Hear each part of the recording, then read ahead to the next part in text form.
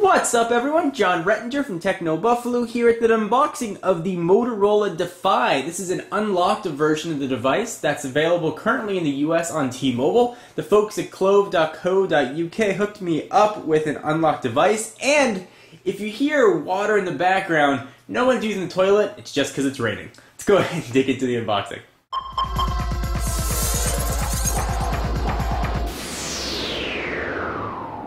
So the Motorola Defy is a 3.7-inch Android 2.1 Sportin' Slate device. Take a look at the box. You have a picture of it on the front. Looks like a pretty standard Android Slate device. Picture of it on the side.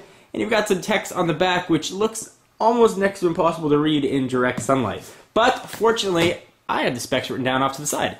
So let's go ahead and unbox this guy, or at least attempt to. These unboxing is a bit more difficult than you'd expect. Alright, so slide it off. We've got sort of a neat Motorola unlocked handset red box. And there it is. Push that off to the side for just a minute. It's actually really thin. Quite surprising. So let's see what else we're going to get in the box. We are going to get a pair of stereo headphones with microphone attachment, so that's nice. Sort of your usual accoutrement of stuff. Micro USB to USB charging port. Your battery, which is of size 1540, which is actually a pretty nice beefy battery. For you Motorola fanatics out there, it's the BF5X. Got a European charger. This is a European unlocked device, and we've got the back of the phone. Alright, so let's take a look at the phone. We'll push off all the accessories to the side and see what we have here. So let me run through the specs very quickly on this phone. So as I mentioned, it's got a 3.7-inch diagonal screen. In case you guys ever hear the screen size, that is measured diagonal. Sometimes you figure that it might be measured lengthwise, but it is not, with a resolution of 480 by 854. As I mentioned, it's got a 1,540 milliamp hour battery, which is supposedly going to give you about 6.6 hours of talk time. Actually, the specs say 6.66. Which is 3 6s in a row, so let's see if this phone really is a beast. It's got Android 2.1 on it, augmented with Moto Blur. Whether or not you think that's an augmentation or not, it's probably a matter of personal preference. I've said in the past I'm not the biggest fan of Moto Blur.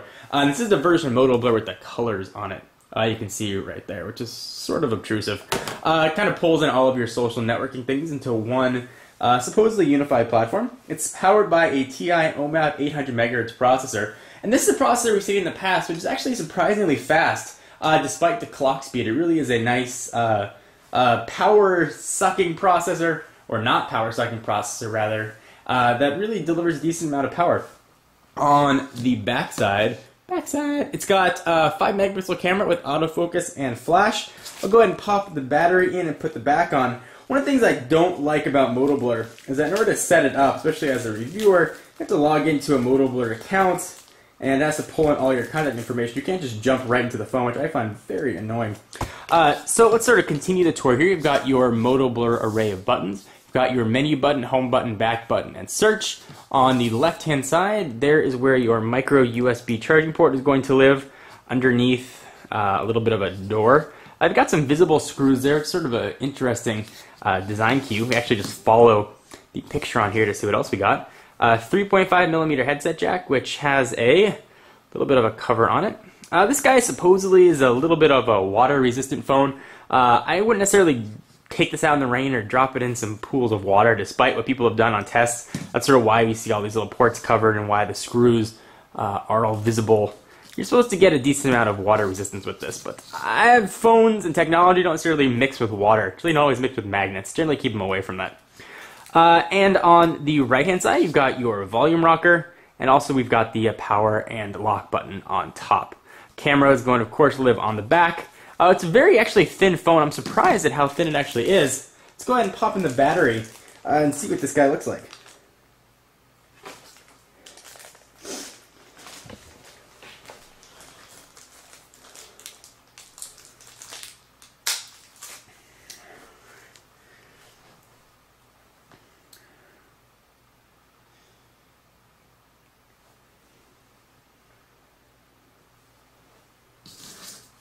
Alright, so battery's going in. There's a micro SD expansion card slot. Let's go ahead and push that down. Pop it in. Here is the back of the phone. which does have a bit of a soft touch rubber feel, and sort of keeping with that water resistance type thing. There's a little bit of a door right here, which is going to help make a seal. You can see a little bit of a lever right there. Now, certainly testing this phone, I'm not going to throw it in a thing of water to see if it works. I'm just going to go ahead and take Motorola's word for it that indeed this does work. A lot of time with these reviewing phones, we have to send them back after we use them, and would be probably qualify under a you break it, you buy it kind of thing. I don't really have a necessarily desire to purchase a waterlogged Motorola Defy. So I'm going to fiddle with the back here and figure out how to get this thing on. Something with this little lever seems off. I'll come right back. So the back is on here. It's a little bit more difficult than a typical phone because of that sort of seal that it makes, but filled with it enough and eventually you will get it to work. Let's go ahead and power this sucker on. I think we're just going to get to a Moto Blur splash screen. That's as far as we'll go, and I'll walk through everything and sort of give it all total summation when I do the review. And I peeled this off because I know you guys hate to see these things on the screen, so it is off. I do read the comments and I listen, or at least try to listen. Can't make everyone happy all the time. Alright, so we've got your Motorola logo that we've all seemed to love or loathe, depending on which camp you're in. There's a Moto Blur splash screen. Moto Blur splash screen again. Flashing again. Flashing again. Flashing yet again. One more time. Yet another time. Hopefully we're going to boot up. There we go. Now it's going to ask me for a Moto Blur login and password. Or it's going to do the splash screen one more time. It wants to make sure we know that it is indeed running Moto Blur. And if you're interested in picking one of these phones up, there's a link down below to the folks at clove.co.uk. And perhaps it's not going to make me do the Moto Blur login, which is super nice. Let's see if we're so lucky. Nope, there's a Moto Blur login. Alright guys, so I will walk you through the phone and how the Moto Blur, which you've seen in the past, works on this particular set of hardware. I'm John Rettinger from Techno Buffalo, and I will see you in the next video. Bye-bye.